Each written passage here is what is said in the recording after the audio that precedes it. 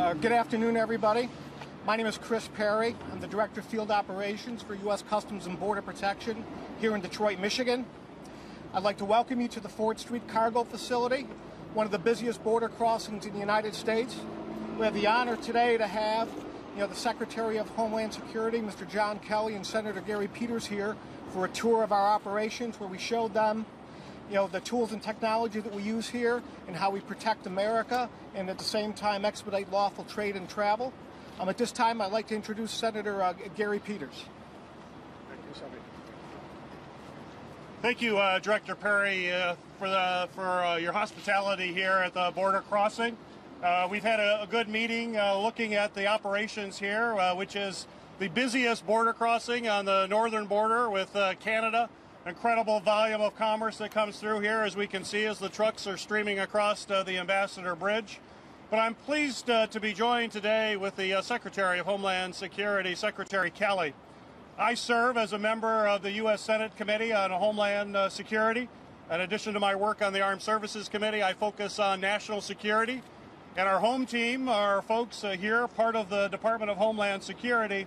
And as a new incoming secretary, I asked Secretary Kelly to make the trip to Detroit to hear firsthand from community members and also to see the operations that are occurring here on this busy border crossing and talk about how we can expand the operations here to bring even more trade, even more commerce.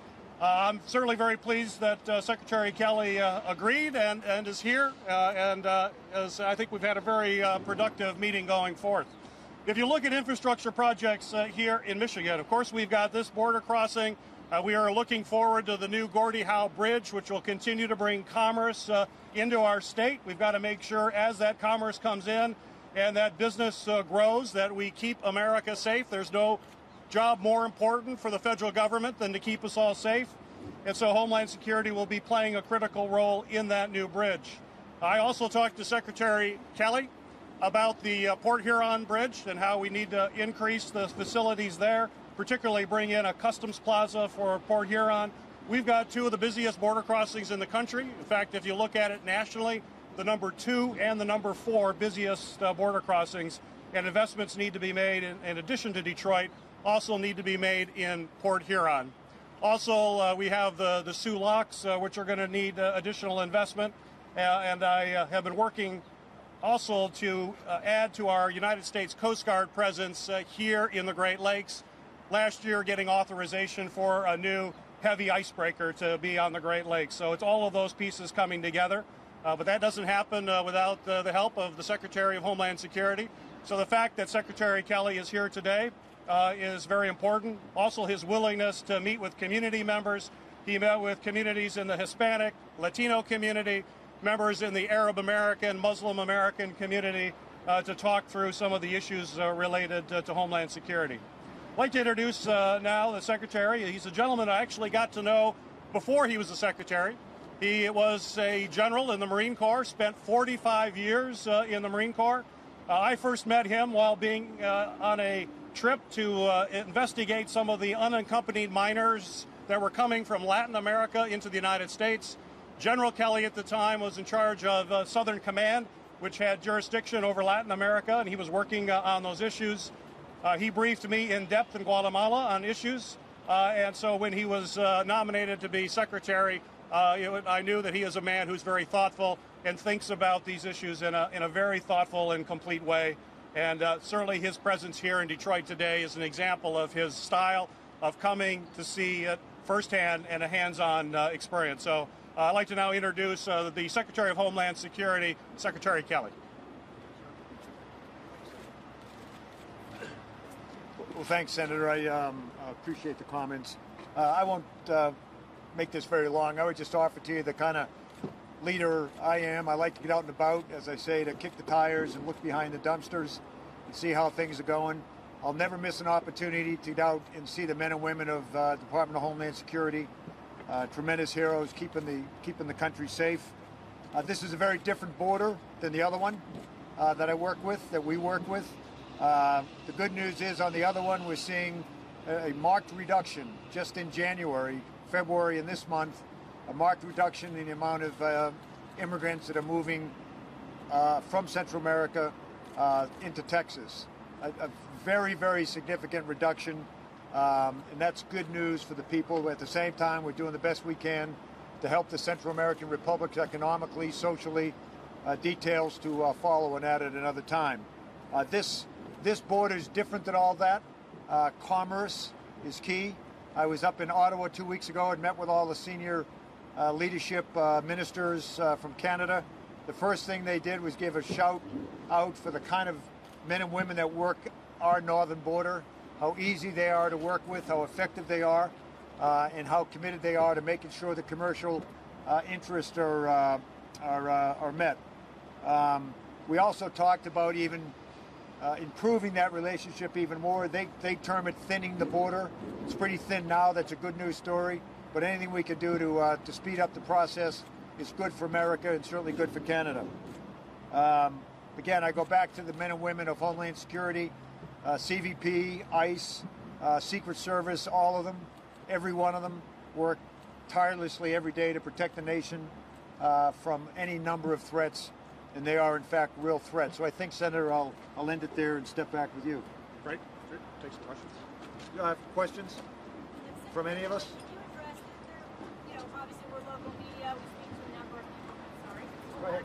right here. We speak to a number of people, in our community, the American community. I know you had a chance to meet with them, as well as the Latino community. I was asking to walk back there if you don't mind. There's legitimate fear, concerns about immigration, about the travel ban. Can you address that and tell us what you said to them today when they expressed their concerns? Question revolved around my meeting with some of the community leaders today. As the senator said, people of Hispanic background, people of Arab background, certainly Christians as well, Jews, as well as Muslim citizens of our country. I would tell you that no one is targeted, regardless of what unfortunately gets reported sometimes. No one is targeted. Every single time a foreigner or an American citizen comes into this country, and there are millions every day, they generally move straight through the process. A very tiny number are set aside for additional screening. That's not based on religion, color, politics, and I reject anyone that makes that claim. But I would tell you that the conversation today revolved around that comment, as well as how I, as one of the people who protect this country, how we look very, very hard at terrorism, terrorist initiatives, things I could never go into, but things at the highest level of security. The example I would give you is the ban, or not the ban, but the adjustments we've made to travelers coming from certain airports in the Middle East and North Africa, and electronics. It's a real threat. The decision was made by me to safeguard the American, and for that matter, foreign traveling public. But generally speaking, I think they were most interested in hearing from someone who has this job and makes no distinction between race, color, politics. It's all about protecting America.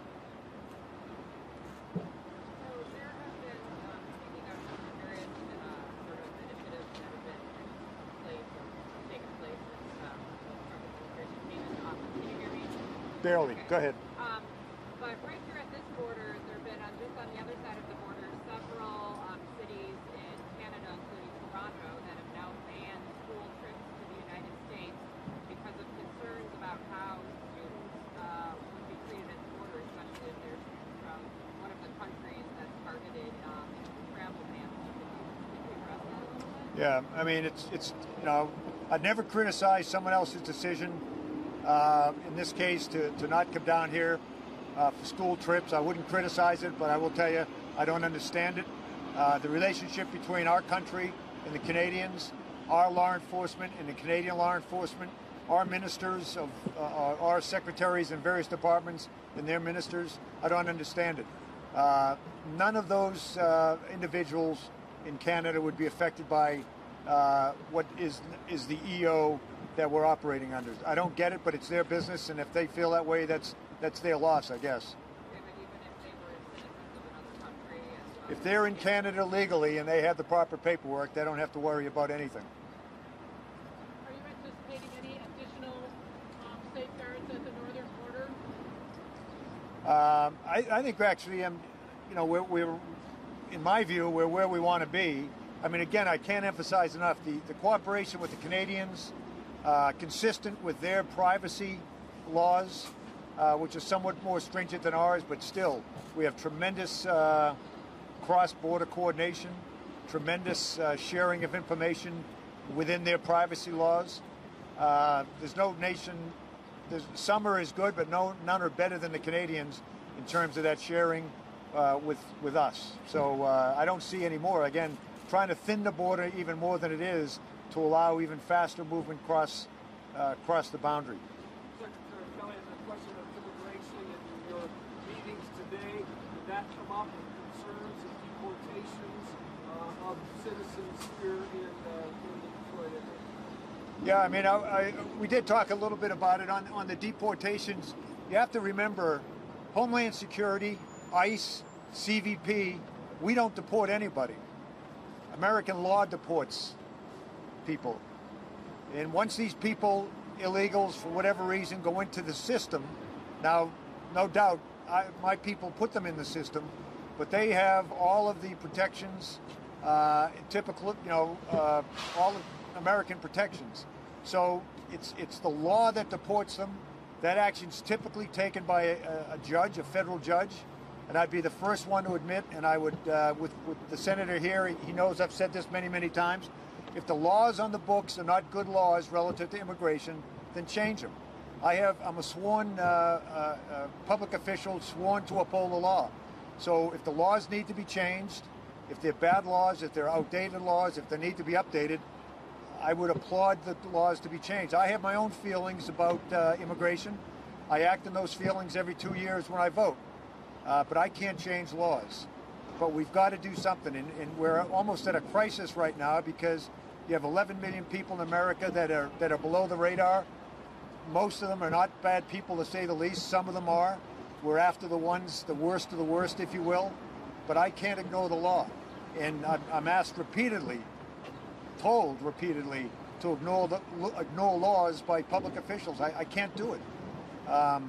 So I would just, again, appeal if laws need to be changed. Boy, I'm all in favor of them. But in the meantime, we have to enforce the law. So I'm guessing that wasn't, to some, probably reassuring, but that's your position. It's my government's, it's our government's position. I mean, you can't ask someone like me or men like him to pick and choose what laws they want to disobey. I mean, I have a lot of laws. We got April 15th coming up. I'd love to not obey the IRS law that I have to file my taxes. But no, the laws should be changed if they're not good.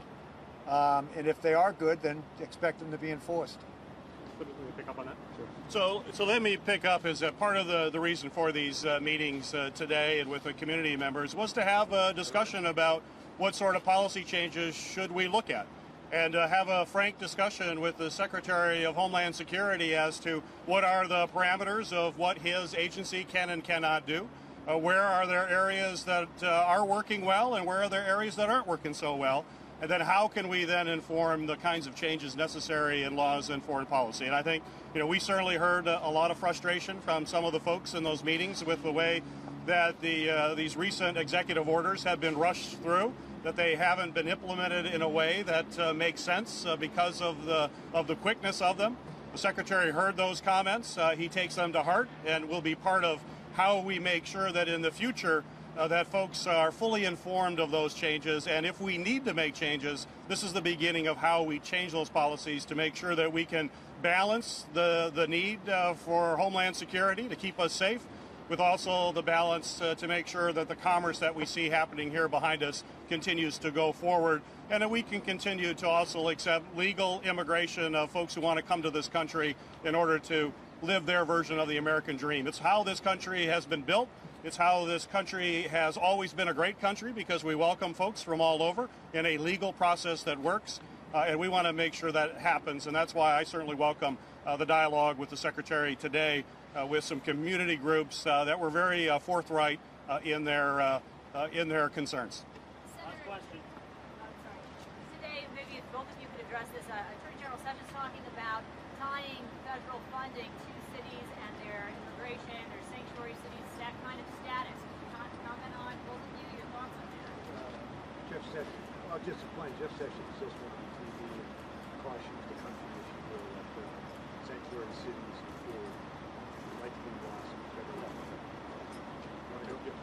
Yeah, I'm just hearing about, I guess he's doing a press conference as we speak, so it's hard for me to comment on that.